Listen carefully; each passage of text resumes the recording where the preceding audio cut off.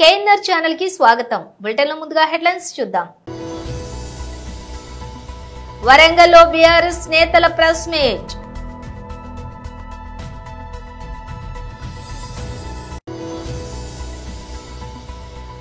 బీజేపీలో చేరిన ప్రముఖ నేతలు.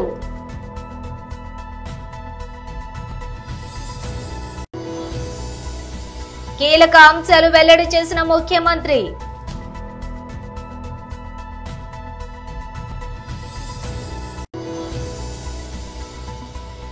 కుంభమేళా మోనాలిసా సరికొత్త మేకోవర్.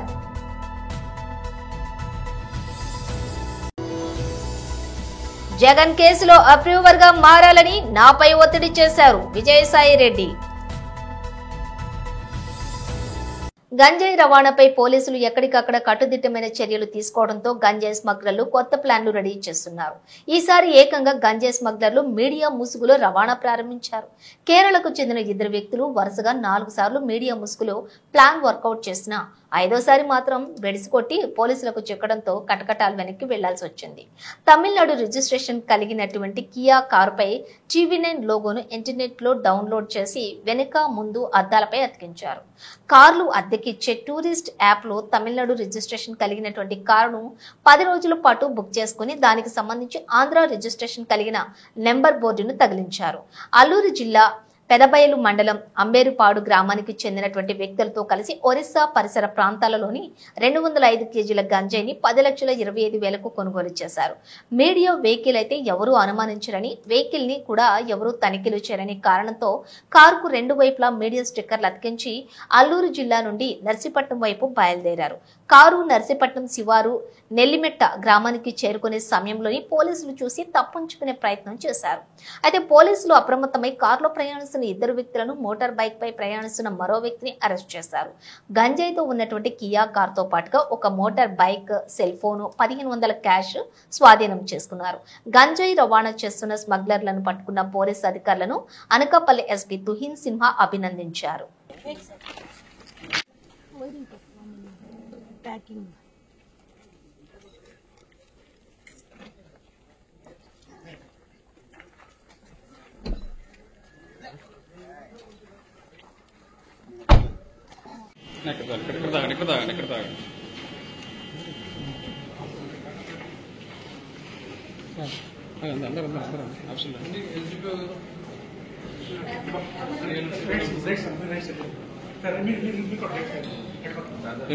తమ్ము దగ్గరికి వెళ్ళండి క్లోజ్ అవ్వండి.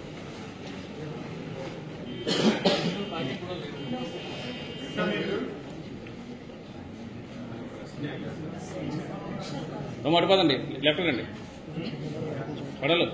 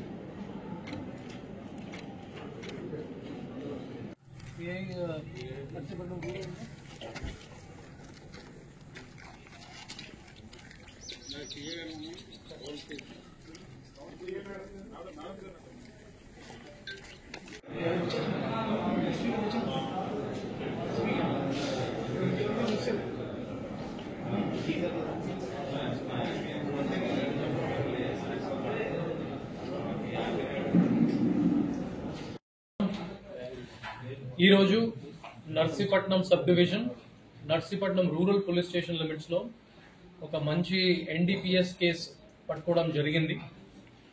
మార్నింగ్ 10 AM కల్లా CI Narsipatnam rural and SB team కి ఒక ఇన్పుట్ మీద సిఐ నర్సీపట్నం రూరల్ రేవతమ్మ గారు, SI Golugonda and SI Narsipatnam rural along with their team Narsipatnam outskirts దగ్గర వెహికల్ చెకింగ్ చేసినప్పుడు 2 వెహికల్స్ ఇంటర్సెప్ట్ చేయడం జరిగింది.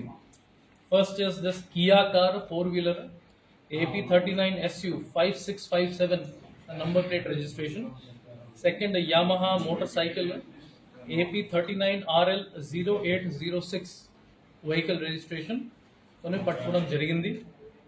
Indulo car lo manaki idru persons dorikaru and ఈ బైక్ పైలటింగ్ బైక్ లో మనకి ఒకరే దొరికారు. ఈ బండిలో ఇద్దరు కేరళ వాళ్ళు, Thiruvananthapuram district. They had come from Thiruvananthapuram district on 16th of January వాళ్ళు అక్కడ నుంచి స్టార్ట్ అయ్యారు. ఏజెన్సీ ఏరియా 18th రీచ్ అయ్యారు from this very vehicle. Peda Bayalu నుంచి ఆంధ్ర ఒడిస్సా బార్డర్, చిత్రకొండ అండ్ పెప్పర్మెట్ల పోలీస్ స్టేషన్ లిమిట్స్ బార్డర్ నుంచి వాళ్ళు టోటల్ 200 అక్కడ నుంచి బయలుదేరారు. అండ్ ఈరోజు మనం నర్సీపట్నం రూరల్ లిమిట్స్లోనే పట్టుకోవడం జరిగింది. ఇందులో అక్యూజ్ నంబర్ 3 మర్రి సత్యబాబు, అతని ఇంజరీ పంచాయతీ పెద్ద బయలు, అతన్ని కూడా పట్టుకోవడం జరిగింది. He was piloting the vehicle with his bike. అతను మీద ఒక బైండ్ ఓవర్ కేసు కూడా ఉంది in agency area.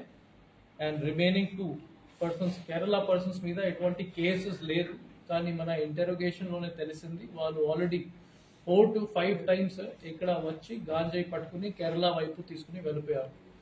This is the first time that వాళ్ళని క్యాచ్ చేయడం జరిగింది. వాళ్ళు ఎంత చాలా స్పెసిఫిక్ గానే ఎమోతోనే ఇది కండక్ట్ చేస్తున్నారు. వెహికల్ రిజిస్ట్రేషన్ నంబర్ కూడా తప్పు, అది చేంజ్ చేసేసాడు ఇన్ తమిళనాడు. నెక్స్ట్ ఒక మీడియా స్టిక్కరింగ్, మీడియా లోగో కూడా వాళ్ళు front side and back side of the vehicle paste చేయడం జరిగింది to mislead the police and mislead the public. అప్పుడు కూడా మన పోలీస్ వాళ్ళు అది సస్పెక్ట్ చేసేసి వెహికల్ ని ఆపడం జరిగింది. Because of this good catch. That vehicle in total 205 kgs of ganja, in total value 10,25,000, 4 mobile phones, vehicle records, ఇంకా cash of 1,500 rupees కూడా రిట్రీవ్ చేయడం జరిగింది. Further investigation presently CI Narsipatnam rural Revathamma garu చేసుకుంటున్నారు. మనకి CDR records and tower dump data ప్రకారం ఉన్న ఇంకా accused ని ఐడెంటిఫై చేయడం జరిగింది, both from Kerala and from agency area. వాళ్ళని కూడా పట్టుకున్న తర్వాత మనం ఫైనల్ అక్యూజ్ ని ఎస్టాబ్లిష్ చేస్తాము అండ్ అన్ని లింక్స్ కంప్లీట్ చేస్తాము. For this excellent catch I would like to appreciate the work done by SDPO Narsipatnam Srinivasa Rao గారు, CI Narsipatnam rural Revathamma garu, SI Narsipatnam rural Raja Rao and SI Golugonda Rama Rao along with their team. వాళ్ళకి కూడా కాంట్రిబ్యూషన్ చాలా ముఖ్యమైన. PC 2459 we Subbarao, M Babji PC 2904 and K Chinnarao PC 2783. So I commend them for their excellent job in detecting this case. రాజకీయాలలో నూతన ఒరవడిని సృష్టించి మానవతా విలువలను పెంపొందించి ఢిల్లీ నుంచి ఢిల్లీ వరకు గల అనేక రాజకీయ పదవులను అలంకరించి పేదలకు అండగా కార్యకర్తలకు దన్నుగా నిలుస్తూ ఎంతో మంది ప్రజా నాయకులను తీర్చిదిద్దిన రాజకీయ దిశారి ఉత్తరాంధ్ర జిల్లాల రాజకీయ కురువృద్ధులు దివంగత పాలవలస రాజశేఖరం ఈ మధ్యనే స్వర్గస్థులు కాగా నేడు పాలకొండలో నిర్వహించిన సంస్మరణ సభలోని ఉత్తరాంధ్ర జిల్లాల నుంచి అనేక మంది ప్రజా ప్రతినిధులు, నాయకులు, కార్యకర్తలు, అభిమానులు వేలాది సంఖ్యలో పాల్గొనగా పార్వతీపురం నుంచి మాజీ ఎమ్మెల్యే అలజంగి జోగారావు, పలువురు నియోజకవర్గ ప్రజా ప్రతినిధులు, నాయకులతో పాటు కలిసి పాల్గొని దివంగత రాజశేఖరం చిత్రపటానికి నివాళులు అర్పించి శ్రద్ధాంజలి ఘటించారు. స్వర్గీయ రాజశేఖరం సంస్మరణ కార్యక్రమంలోని మాజీ ఎమ్మెల్యే జోగారావు మాట్లాడుతూ ఆయన గురించి మాట్లాడాలి అంటే ఒకంత బాధగా ఉంది అని, అలానే ఆయన గురించి తెలపడానికి గౌరవం కూడా భావిస్తున్నానని తెలిపారు. ఆనాడు మా తండ్రి అలజంగి సత్యం ఆయనకు ప్రియ శిష్యులు అని, ఆయన ఆశీర్వాదంతోనే నాలాగా ఎంతో మంది నాయకులుగా ఉత్తరాంధ్ర నుంచి ప్రజాసేవలకు రావడం జరిగిందని ఆయన తెలిపారు. రాజకీయ దురంధరుడు, శ్రీకాకుళం జిల్లాలో ఒక చరిత్ర కలిగిన నాయకుడు శ్రీ పాలవలస రాజశేఖరం గారి గురించి మాట్లాడి నిజంగా నా అదృష్టంగా నేను భావిస్తున్నాను. ఈ మహానేత ప్రజలు ఈ ప్రాంతంలోనే కాకుండా మరి ముఖ్యంగా నాకు ఆయనకు అనుబంధం ఏంటంటే మా నాన్నగారు ఆయనకి అత్యంత ప్రీతికరమైన శిష్యుడు. మా బంజిపేట మండలంలో ఎప్పుడు ఏ కార్యక్రమం జరిగినా రాజశేఖర్ గారు వస్తున్నారంటే మా ప్రాంతం అంతా కూడా ఒక పండగ. నిజంగా ఆయన ఎప్పుడూ కూడా ఒక రాజే. ఈరోజు ఆ మహనీయుడు మన మధ్య లేకపోవడం నిజంగా దురదృష్టకరం. ఆయన చేయని పదవి లేదు. చిన్న వయసులోనే రాజ్యసభ సభ్యుడిగా ప్రాంత ప్రజల యొక్క ప్రతి కుటుంబానికి దగ్గరైన వ్యక్తి, ప్రతి కుటుంబాన్ని అప్పులు చేర్చుకునే వ్యక్తి. మరి ముఖ్యంగా ఒక నాయకుడు కొంతమంది నాయకుల్ని తయారు చేసేవాడే నిజమైన నాయకుడు అని చెప్పే సందర్భంలో ఈరోజు నేను ఎమ్మెల్యేగా ఉన్నా, కమ్మల్ జోగులు గారు ఎమ్మెల్యేగా ఉన్నా, మరి కళావతి గారు ఎమ్మెల్యే అయినామంటే కారణం ఆ మహనీయుడు ఆశిస్తుంటే మేము అందరం కూడా ఎమ్మెల్యేగా అయ్యామని చెప్పడం నిజంగా మేము గర్వపడుతున్నాం. వాళ్ళ కుటుంబాలు పేదల కోసం త్యాగాలతో నిండిన కుటుంబం కాబట్టి ఆ కుటుంబాన్ని మరింత ఆయన లేని లోటుని ఈ ప్రజలందరూ కూడా మా అందరం కూడా మీ కుటుంబంతో ఉంటాం, మీ కష్టకాల భాగస్వామి ఉంటాం. విడబడిన కుటుంబానికి ఆ దేవుడు ధైర్యాన్ని ఇవ్వాలని, ఆ దేవుడు ఎప్పుడూ కూడా వాళ్ళకి తోడుగా ఉండాలని మనస్ఫూర్తిగా కోరుకుంటూ ఈ అవకాశం ఇచ్చినందుకు, ఆయన గురించి మాట్లాడినందుకు నిజంగా నా పూర్వజన సుఖంగా నేను భావిస్తూ. ఇక డీటెయిల్స్ చూస్తే ప్రత్యక్ష ప్రసారం వరంగల్లోని బీఆర్ఎస్ నేతలు ప్రెస్ మీట్ నిర్వహించారు. ఎన్నికలు జరుగుతున్నటువంటి సందర్భంలో కాంగ్రెస్ పార్టీ నాయకులు తెలంగాణ ప్రజలను మభ్యపెట్టి అమలు కాని 420 హామీలు ఇచ్చి 6 గ్యారెంటీలతోని ప్రభుత్వం చేపట్టిన తర్వాత 13 నెలల నుంచి కాలయాపన చేస్తున్నారు.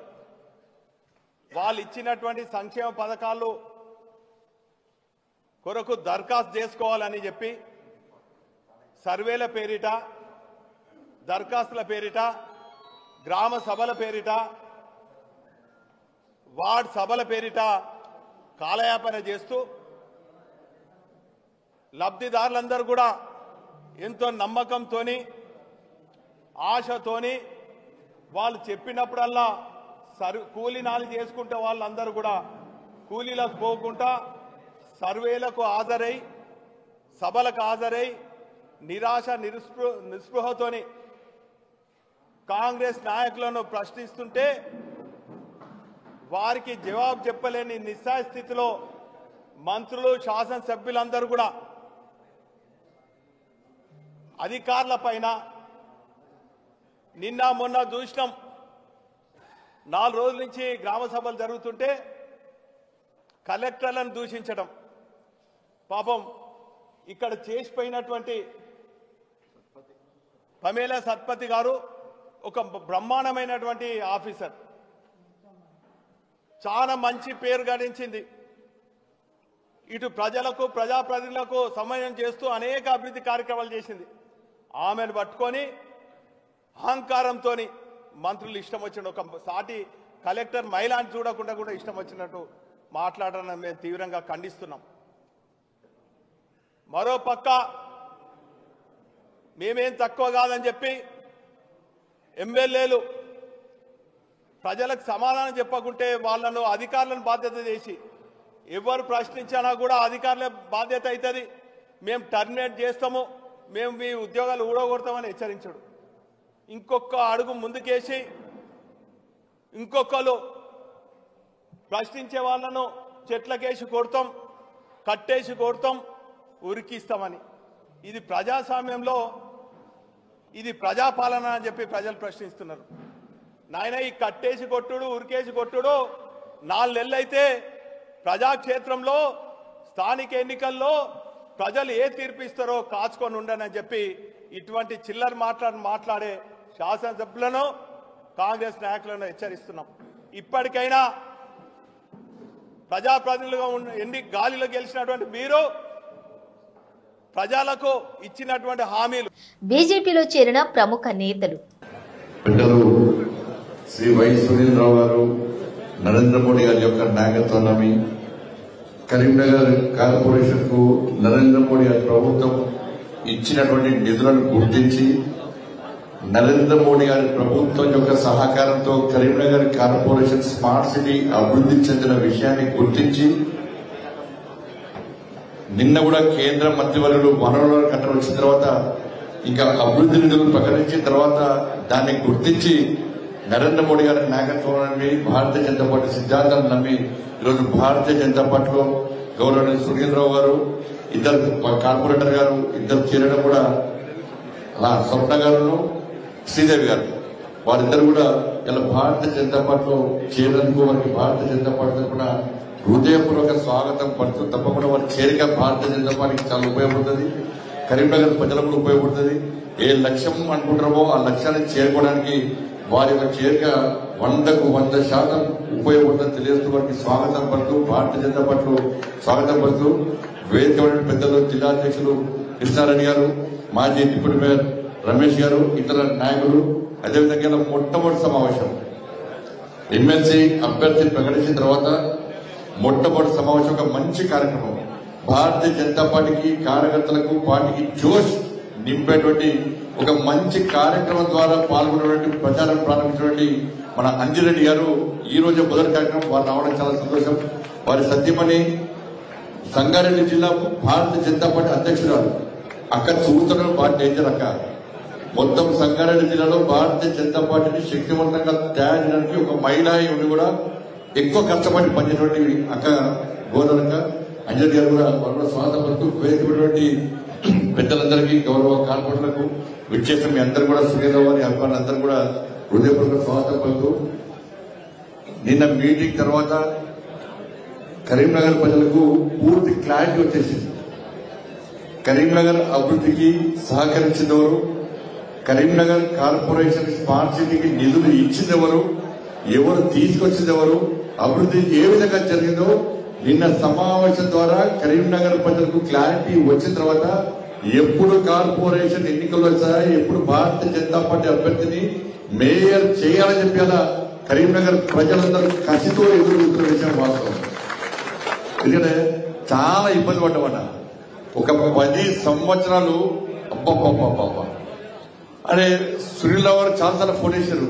అరే కార్యక్రమం పిద్దాం అనుకుంటే మామూలు ఒప్పుకోవట్లేదే, పైసలు ఇచ్చేది నరేంద్ర మోడీ ప్రభుత్వం, కొట్టాడేది మీరు, కానీ పిద్దామంటే మామూలు పెడుతున్నారు, నన్ను కూడా రావద్దు అంటున్నారు అని చెప్పి చాలా సందర్భాల్లో నేను సునీల్ రావు గారు చాలా సందర్భాల్లో మాట్లాడుకున్నాం. పార్టీ పరంగా బీఆర్ఎస్ పార్టీ సునీల్ రావు గారు, నేను భారతీయ జనతా పార్టీ. కానీ అభివృద్ధి విషయంలో ప్రారంభోత్సవాల విషయంలో చాలా సందర్భాల్లో సునీల్ రావు గారికి నన్ను పిలువాలని చెప్పి తప్పన ఉన్నప్పుడు కూడా రాజకీయ ఒత్తిళ్లు, సునీల్ రావు గారిని బయటేస్తాం, సునీల్ రావు గారిని దించేస్తాం, బండి సంజయ్ పిలిస్తే అని వార్నింగ్లు ఇచ్చే పరిస్థితి అప్పుడు ఉంటాయి. కీలక అంశాలు వెల్లడి చేసిన ముఖ్యమంత్రి రౌండ్ టేబుల్ కాన్ఫరెన్సెస్ లో మీరు చూస్తే pathway to India's green industrialisation, green energy to green hydrogen and green manufacturing. ఫ్యూచర్లో ఏది చూసినా కూడా మ్యానుఫ్యాక్చరింగ్ కూడా గ్రీన్ ఎనర్జీ వాడితే దానివల్ల అడ్వాంటేజెస్ ఉంటాయి. టోటల్గా గ్లోబల్ వార్మింగ్ తగ్గే పరిస్థితి వస్తుంది. Not only green hydrogen, it is leading to green manufacturing. రెండోది building the next petrochemical hub. ఆంధ్రప్రదేశ్ని ఇంకొక పెట్రోకెమికల్ హబ్గా తయారు చేయాలని. మూడోది pioneering the blue economy of tomorrow, Andhra Pradesh rule. Ocean economy, blue economy, అది ఫ్యూచర్ భవిష్యత్తు. అబండెంట్ ఆపర్చునిటీస్ ఉన్నాయి ఆంధ్రప్రదేశ్కి, ఎందుకంటే 1000 కిలోమీటర్ల సీ కోస్ట్, అది కూడా ఈస్ట్ కోస్ట్లో ఉన్నాం. ఇది ప్రపంచానికే గేట్వేగా తయారవుతుంది. దీన్ని ఎంత ఉపయోగించుకుంటే అంత సముద్రాన్ని ఉపయోగించుకొని మనం ముందుకు పోయే పరిస్థితి వస్తుంది. అందుకనే బ్లూ ఎకానమీ పైన ఏమేం చేయగలుగుతాయో కూడా ఫోకస్ పెట్టాం. ఇంకొక పైన achieving SDGs by catalyzing nature అనే system scale. APCNF, Andhra Pradesh community managed natural farming. Natural farming ప్రపంచానికి ఒక నమూనా Andhra Pradesh. People are very happy. 1 farmer to 1 million. ఈ రోజుకి ఒక వ్యక్తితో స్టార్ట్ చేసి 10 లక్షల ఫార్మర్స్కి రీచ్ అయ్యాం. ఇది రాబోయే 5 ఏళ్లలో 40 లక్షల ఫార్మర్స్కి రీచ్ అయ్యే పరిస్థితి వస్తుంది. ఇది ప్రపంచానికి ఒక నమూనా. ఇక్కడికి వచ్చినప్పుడు నేను కాకుండా మినిస్టర్స్ లోకేష్ కానీ భరత్ కానీ వీళ్ళంతా దగ్గర 37 మీటింగ్స్ చేశారు. 5 రౌండ్ టేబుల్స్ అటెండ్ అయ్యాడు లోకేష్. 4 కాంగ్రెస్ సెషన్స్ కూడా అటెండ్ అయ్యాడు. అంటే వీలైనంత వరకు ఆంధ్రప్రదేశ్ని ప్రపంచ పటంలో పెట్టడం, అదే మరిగా ఎక్కడికక్కడ మేము ఇక్కడుండే ప్రయాగ్రాజ్ లో జరుగుతున్న మహా కుంభమేళలో పూసలు అమ్ముతున్న సుందరి మోనాలిసా బోన్స్లే అందరినీ ఆకట్టుకున్న విషయం తెలిసిందే. ఎవరి సుందరి అంటూ దేశవ్యాప్తంగా ఆమె గురించి సోషల్ మీడియాలో వెతికిన వారు ఎందరో. ప్రయాగ్రాజ్ లో ఆమె పూసలు దండలు అమ్ముతుండగా ఆమెతో మాట్లాడుతూ తీసిన వీడియోలు ఇంటర్నెట్ లో వైరల్ గా మారాయి కూడా. కేవలం కొన్ని రోజుల్లోనే ఆమె జాతీయ స్థాయిలో ఫేమస్ అయిపోయింది. కుంభమేళాకు వెళ్లిన వారు ఆమె ఎక్కడుందనేది తెలుసుకుని వెళ్లి సెల్ఫీలు దిగటం మొదలుపెట్టారు. పెద్ద సంఖ్యలో ఆమె వద్దకు రావటం ఇబ్బందిగా మారింది. పూసలు దండలు అమ్మే పని పక్కన పడిపోయింది. దీనిని తట్టుకోలేక తండ్రి ఆమెను సొంతూరు ఇండోర్ కు పంపించేశారనే వార్తలు వెలువడ్డాయి. అలాంటిది ఇప్పుడు మోనాలిసా బోన్స్లే మరోసారి వైరల్ గా మారింది. ఈసారి తమ ఊరిలో ఓ మేకప్ నిపుణురాలి దగ్గర మేకప్ వేయించుకుంటున్న వీడియో తీసి సోషల్ మీడియాలో పెట్టింది. ఎక్స్ లో పోస్ట్ చేసిన ఈ వీడియోకు ఇప్పటికే మిలియన్లకు పైగా వ్యూస్ వచ్చాయి. రాజ్యసభ సభ్యత్వానికి విజయసాయిరెడ్డి రాజీనామా చేసిన సంగతి తెలిసిందే. తన రాజీనామా లేఖను రాజ్యసభ చైర్మన్ కు అందజేశారు. అనంతరం మీడియాతో మాట్లాడుతూ విజయసాయి కీలక వ్యాఖ్యలు చేశారు. వైసీపీ అధినేత జగన్ కేసులో అప్రూవర్ గా మారాలని, తనపై ఎంతో మంది ఒత్తిడి చేశారని విజయసాయి తెలిపారు. రాష్ట్రంలో కూటమి ప్రభుత్వం వచ్చిన తర్వాత కాకినాడ పోర్టు అంశంలో తనపై కేసు నమోదు చేశారని చెప్పారు. తనపై లుకౌట్ నోటీసులు జారీ చేశారని తెలిపారు. కేవీ రావు తోటి తనకు సంబంధాలు లేవని చెప్పారు. విక్రాంత్ రెడ్డిని కేవీ రావు వద్దకు తాను పంపించలేదని అన్నారు. సిఐడి తనను విచారణకు పిలవలేదని తెలిపారు. తన రాజీనామాతో కూటమికే లాభమని చెప్పారు. రాజకీయాల నుంచి తప్పుకుంటే తాను బలహీనుడిగా మారతానని, అలాంటప్పుడు రాజీనామా చేస్తే తనను కేసుల నుంచి ఎందుకు తప్పిస్తారని చెప్పి ప్రశ్నించారు. న్యూస్ ఛానల్ పెట్టే అంశంపై పునరాలోచన చేస్తారని చెప్పారు. బెంగళూరు, విజయవాడలో ఒక్కొక్క ఇల్లు, వైజాగ్ లో ఒక అపార్ట్మెంటు, ఇవే తన ఆస్తులని తెలిపారు. బీజేపీ ఎంపీ పదవి గురించి కానీ, గవర్నర్ పదవి గురించి కానీ తనకు ఎవరి నుంచి ఎలాంటి హామీలు లేవని చెప్పారు. బ్రిటన్ ముగించే ముందు హెడ్లైన్స్ మరోసారి. వరంగల్లో బీఆర్ఎస్ నేతల ప్రెస్ మీట్.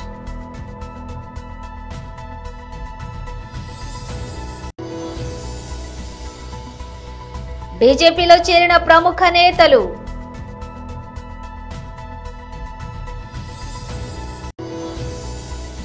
కీలక అంశాలు వెల్లడి చేసిన ముఖ్యమంత్రి.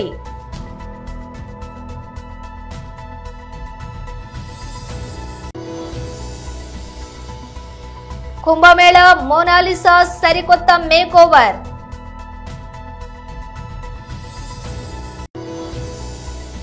జగన్ కేసులో అప్రూవర్ గా మారాలని నాపై ఒత్తిడి చేశారు విజయసాయి రెడ్డి. ఇవే బులెటిన్ విశేషాలు. మరో బులెటిన్ తో మళ్ళీ కలుద్దాం.